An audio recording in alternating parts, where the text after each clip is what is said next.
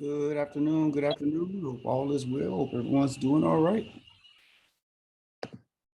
Hello, hello, hello. So we'll give everybody a chance to get on in here and then we will get started. I think it's, yep, got a couple still trying to connect with audio.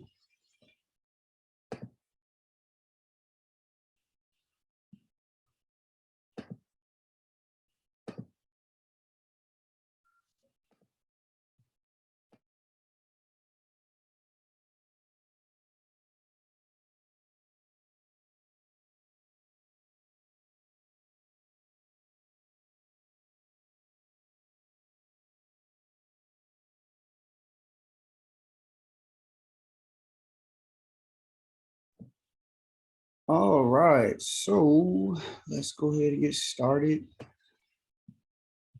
I'll do this real quick, get it out of the way.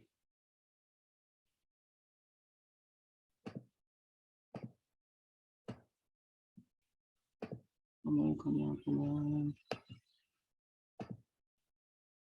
All right, so here we go. So we said we're going to talk about two different things today, 3.4 and 4.1.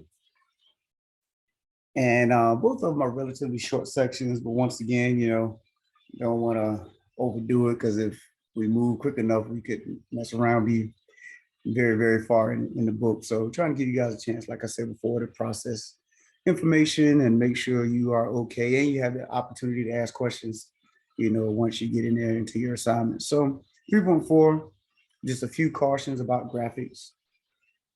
The first one they mentioned is perceptual distortions. It says many graphics are drawn in a way that distorts our perception of them.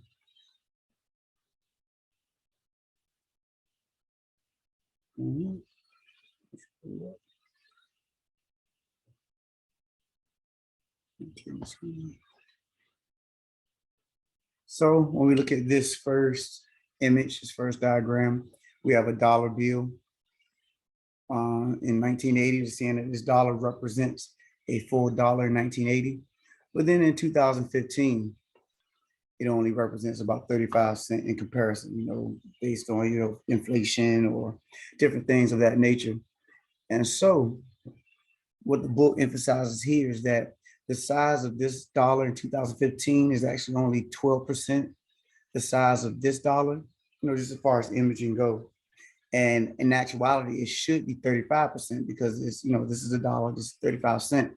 So this dollar should be bigger than this dollar.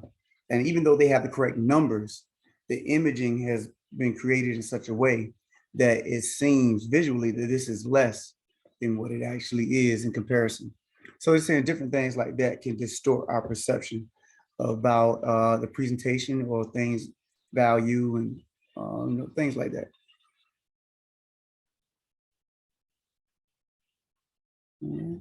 Any questions on this one?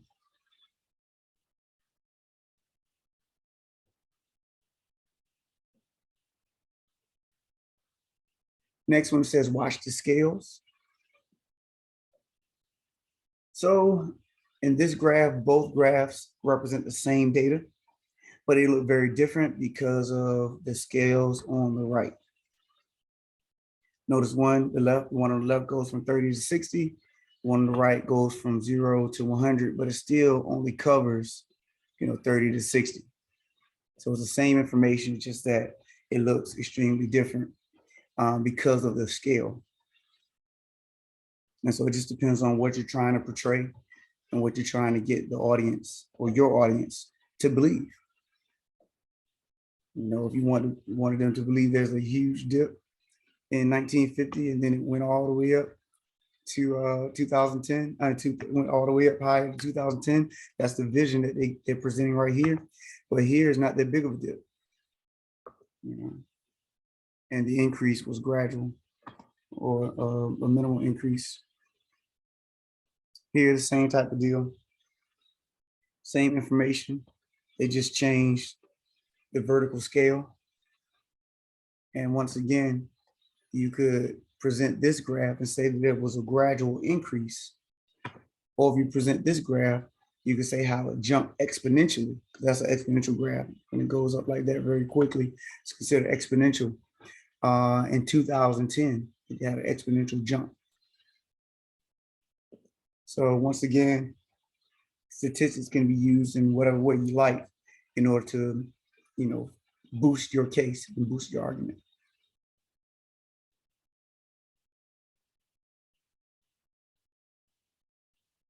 All right, questions?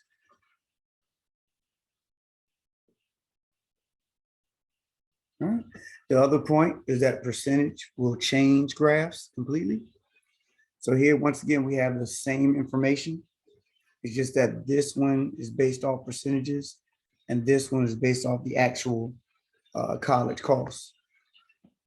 So then notice if we go off of actual college costs, the actual values, the private 4-year is going to be greater in every situation than the public.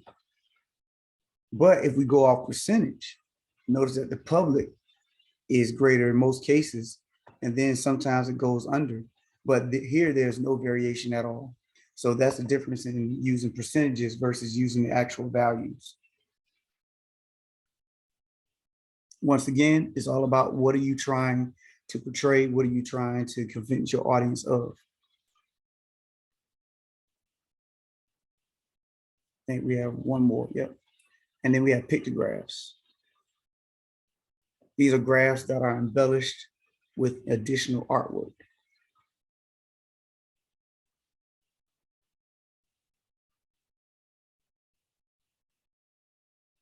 So example here is this.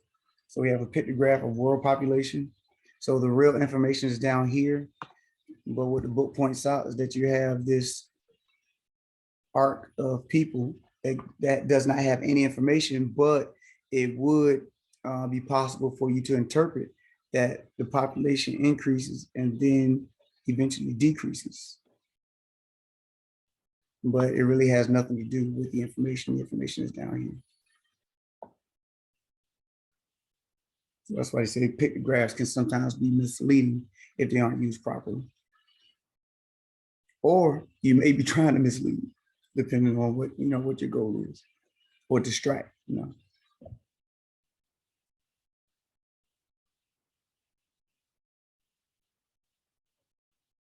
All right, questions on any of those cautions about using graphs?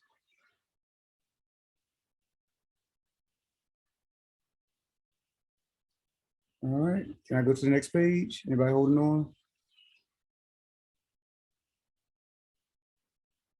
All right. Chapter 4. So we're only going to do 4.1 today.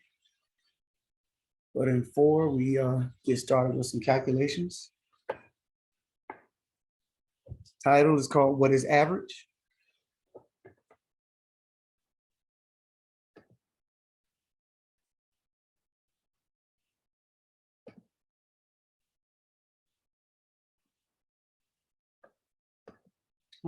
So the first thing we talk about is the mean.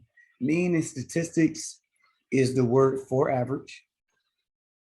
So you calculate it the same way you would any other time you calculate the average. You add all your data values together, divide by the number of data values, and that will be your average.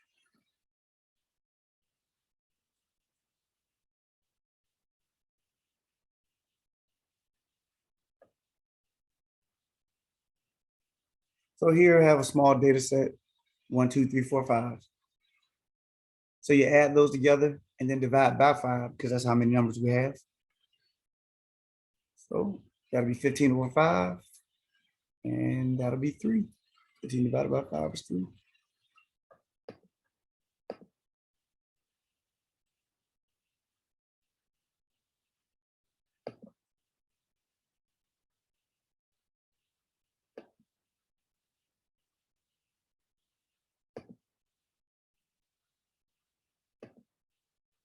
All right.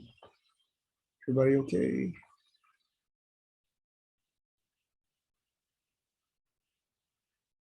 Next one, the median. You think about middle value.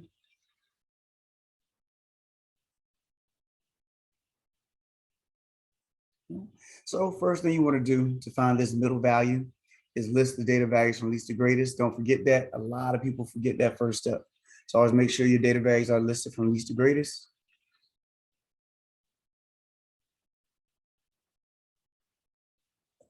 Then if the number of data values is odd, you take the middle value. If the number of data values is even, you take the mean of the two middle values. In other words, you take the average of the two middle values.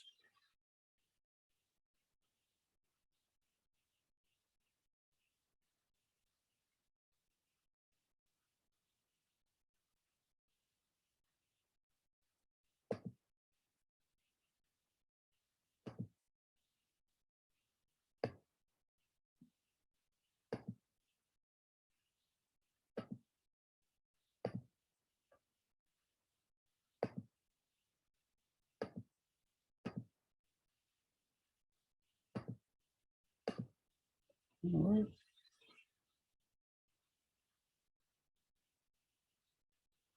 Scroll up and you still copying something, let me know. All right, so we have two data sets here. The first one, data set A, we have the data values 1, 2, 3, 4, 5.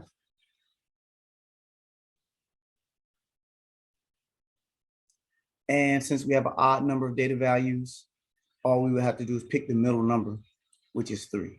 So the median is 3.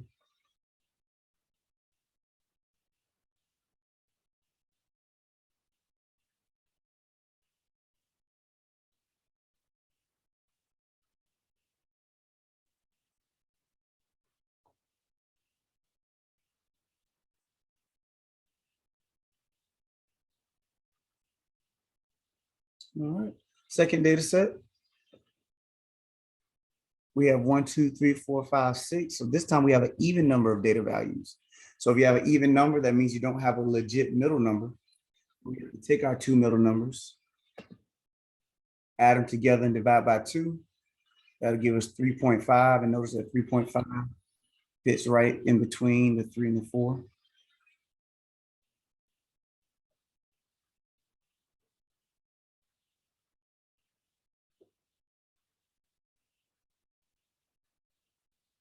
And so the median always splits your data set into halves.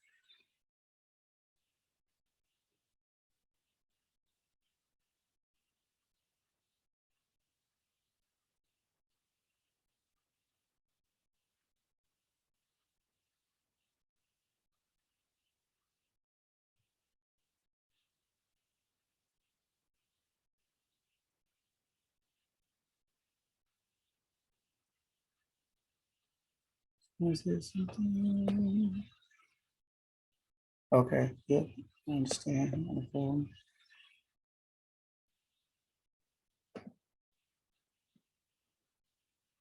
Yeah, can I scroll up some?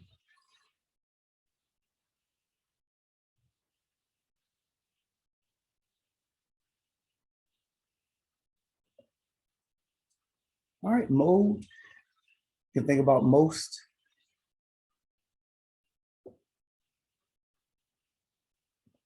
The data value that appears the most frequently. It is possible to not have a mode. It is possible to have more than one mode.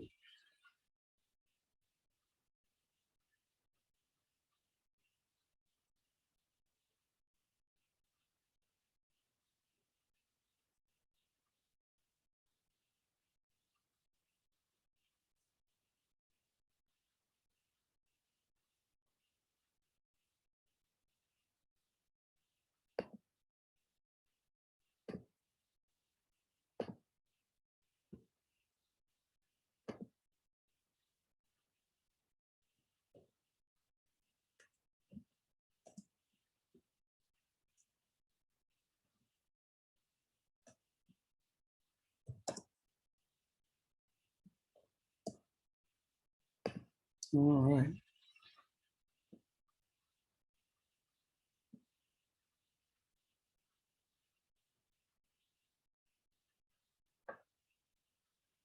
All right, so bimodal means that you have two modes. Multimodal, you have more than two modes. So those situations are possible when you have a very, very large data set. So let's say if we have the data set 127,896,752,976,513,487, our mode would be 7 because that's the one that appears the most.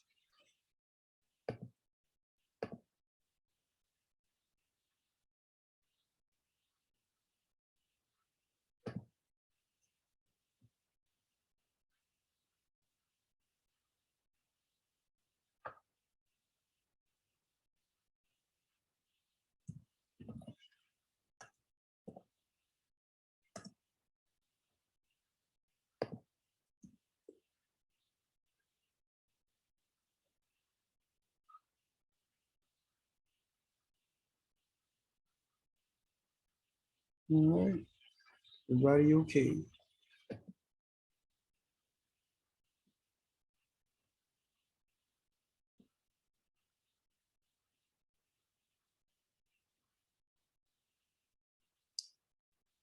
All right, next thing, outliers, very extreme values in comparison to the data set. They can be very large or very small.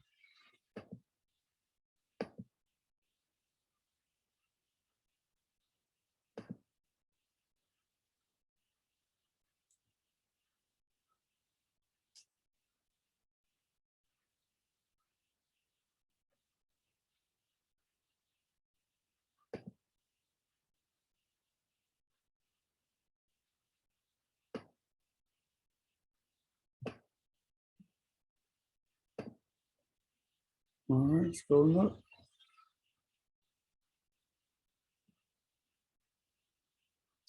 All right, a summary of data is said to be resistant if it is not affected by outliers.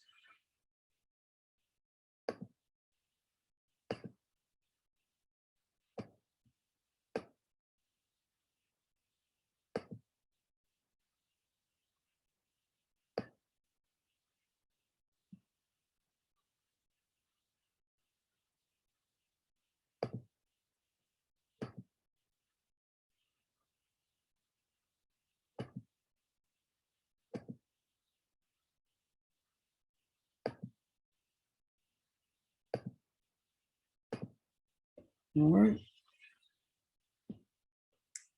We have two data sets again. This time, data set A is 1, 2, 3, 4, 5.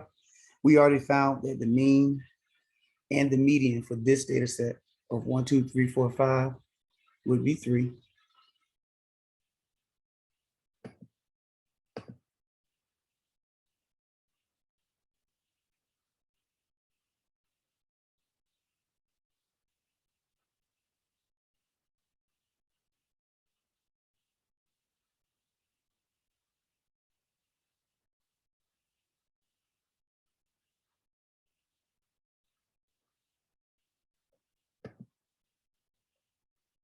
Mhm.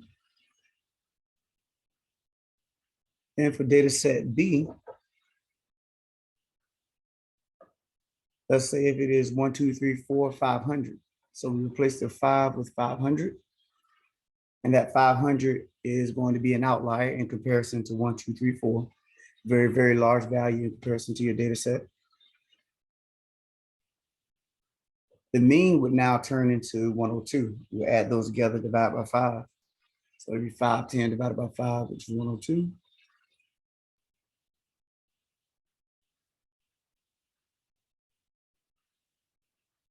But the median would still be 3.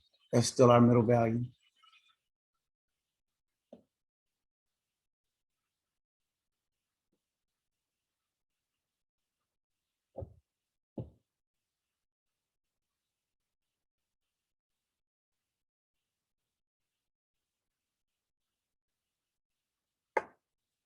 So we see that our median isn't affected by outliers, it's affected by position, so it's not directly affected by outliers. So since it's not affected by outliers, it's considered resistant.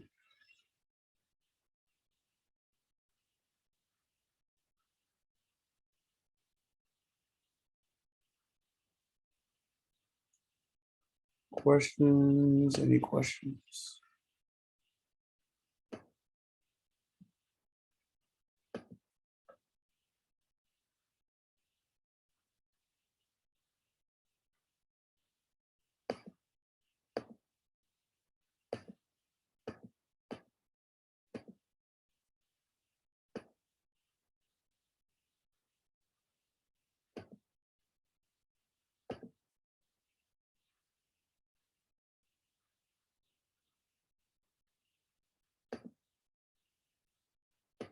If we have a test, will we have a question asking to find out if the problem or the equation is resistant or not?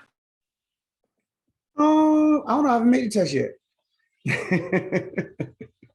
So it wouldn't be about the equation. It would be just a blanket statement. Medians are resistant. Means are not. So it's not like there will be a median somewhere and you'd be like, that one is resistant, this one is not resistant. All medians are considered resistant. Okay. So hopefully that answers your question, more so. Yeah. All right. Everybody good to scroll up?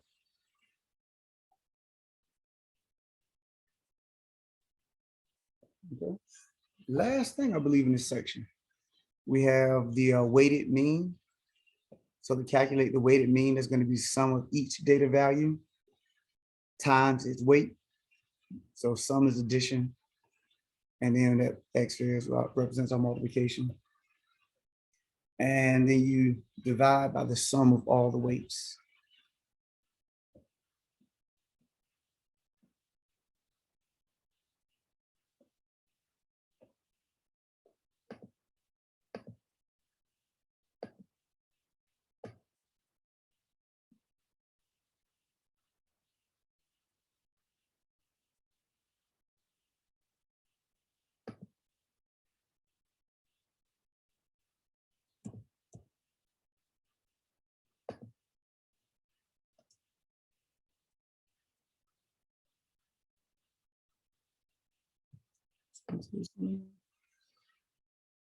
The one on the left says add, and the other one says multiply. So this is add, this is multiply.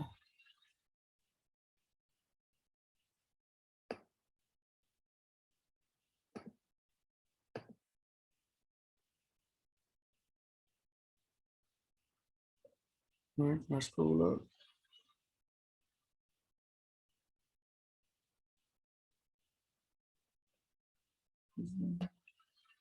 Oh yeah, no problem. Not a problem there. Is everybody done with that? So I can get the whole word problem in. All right. So Randall has 38 credits with a grade of A, 22 credits with a grade of B, and 7 credits with a grade of C. What is his grade point average? So base the GPA on values of 4 points for an A, 3 points for a B, and 2 points for a C.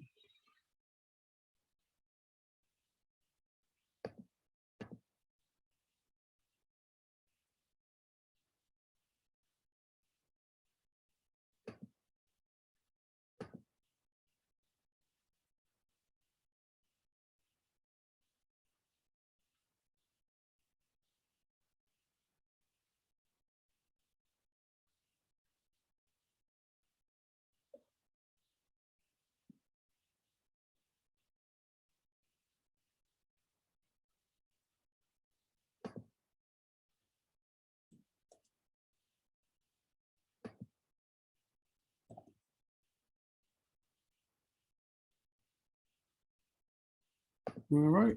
So to find the weighted mean, we would do 4 times the 38 plus 3 times the 22, and then 2 times the 7. So the 38 credits that he had an A for, the 22 credits would be the one he has a B for, the 7 credits the one he has a C for, and that's why it's 4, 3, and 2. Multiply those respectively. And then on bottom, you adding up all of your credits, 38, 22, and 7. So then that would give us 152, 66, and 14. We add those together. That would give us 232 over 67, which would be, what's this? Matter of fact, let me just cut it out. I'll just erase it. I'll write it back again.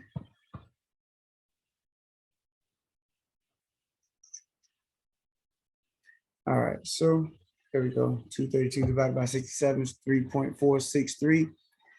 And that'll be 3.46. So Math Lab will let you know how many decimal places they want. And make sure you round accordingly.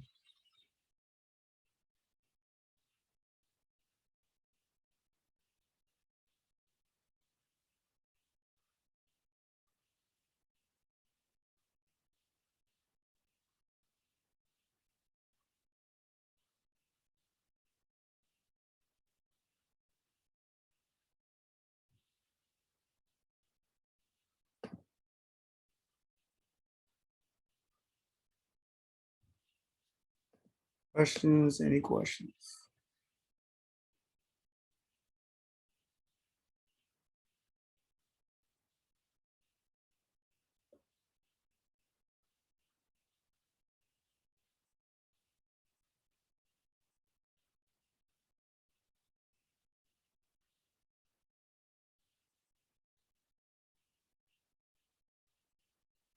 All right. So that's 3441.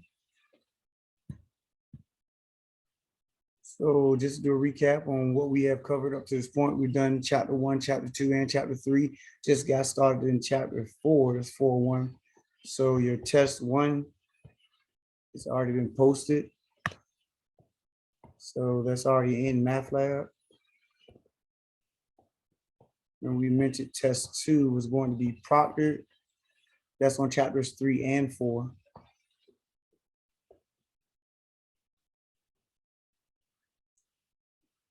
So we'll talk more, probably put a date out there for next class. We just got into chapter 4, but so we don't have to put a date on it today.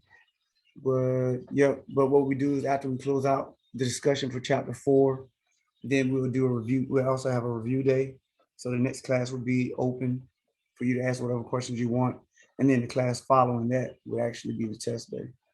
So but we'll map it out and put that date out there on next class. And that would be during class, of course.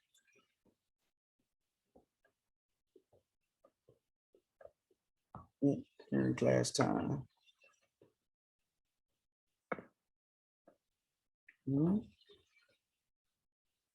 But questions on anything I've said, questions on anything that was talked about as far as lectures and so on.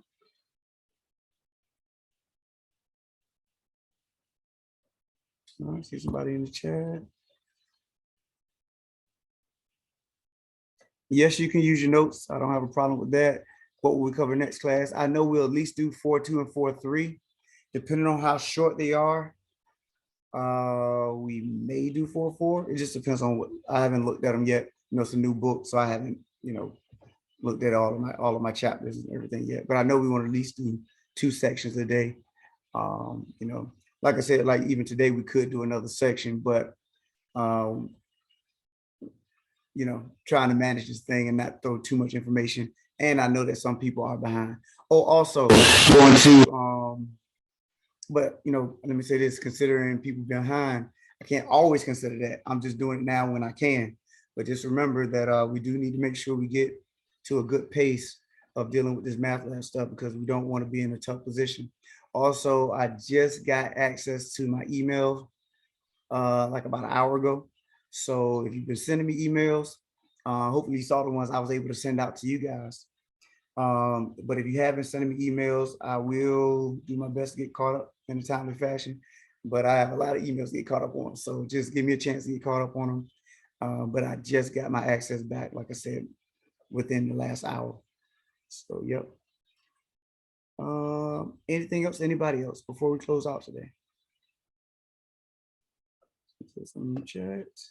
No, yeah, no problem at all. So take advantage of these light moments. And so that, so we'll be done out of chapter 4 stuff, getting into chapter 5 and be able to start rolling and, take knocking this stuff Since it's already on the my lab, right? Mm-hmm. Where would I find that? When you go, you know how to go to your homework and your assignments? Yeah, so I see my assignment. Yeah, it should be in that same place. Now, what you can Okay, do. I see it. Okay, cool. I was about to say, if you didn't see it, you can hit the test quiz tab and it'll just be a test. Yep. Okay. Mm-hmm. For the test, like after we take it, is there like a review for it? Yes, it's under the homework category though. Yeah, it's set up like. No, I'm talking about like afterwards. Like, say we take it, we get our grade for it. Is there a review so we can see where we messed up? After, like, say we take it the second time and we still mess up on a couple of questions. Is there like a review for it so we can see, why we messed up on that question? Yeah, you should be able to click on your score and see your test and see which ones you got wrong. Okay, thank you. Mm-hmm. And then if you can't figure out after you go reviewing your test and you can't figure out why you got it wrong, that's when I come into play. And you can always ask whatever questions you want to ask about it. Yep. Thanks. No problem. How many attempts? We have, you get 2 attempts to get the best grade possible. If you felt like you messed up on something, you want a 3rd attempt, it's just a conversation. It's not a big deal to me. So, but yeah, initially you just get two attempts. The test, anything I post in Math Lab that you can just freely do, you have until that December date. But once again, you don't want to wait until December 1st to get on it, but that still due date of December will be there. Yep, for anything I post in Math Lab. Anything else? Anybody else? Make sure we all good. All minds and hearts are clear. Everybody's straight. All right. So you know what you have to get done. Chapter 4, especially if it's as light as 4.1, we won't be sitting in it too long. So we'll be looking at the second test coming soon. So you want to go ahead, if you're still, dancing around in chapter 1, you want to go ahead and get that stuff knocked out so you can actually be, in a good position to move forward. Other than that, you guys have a good one. Be safe, and I will see you on Wednesday. Thanks. You do the same. Take care. Thank you. Thanks. You have a good one. Take care.